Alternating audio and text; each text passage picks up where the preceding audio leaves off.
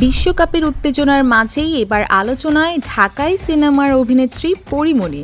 Semifinal শুরুর আগেই তিনি ফেসবুকে লিখেছিলেন, আর্জেন্টিনা কাপ জিতলে আমি আবার একটা বিয়ে করব, ফাইনাল। ব্যাস, পোস্টটি মুহূর্তেই ভাইরাল। লাখ লাখ রিয়াকশন, হাজার হাজার কমেন্ট, ভক্তদের মধ্যে শুরু হয়ে যায় মজার আলোচনা।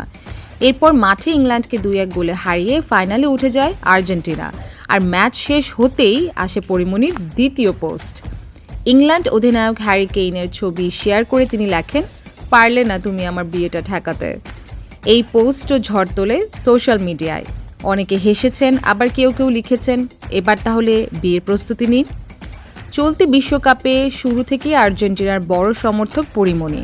এর আগে মেসি 10 লেখা আর্জেন্টিনার জার্সি পরে ভিডিও প্রকাশ করেও ভক্তদের নজর কাড়েন তিনি। যদিও পরীমণির ব্যক্তিগত জীবনে একাধিক বিয়ের ঘটনা আগেও আলোচনায় ছিল, তবে এবারের এই ঘোষণা যে নিছক মজা, সেটাই মনে করছেন অধিকাংশ ভক্ত।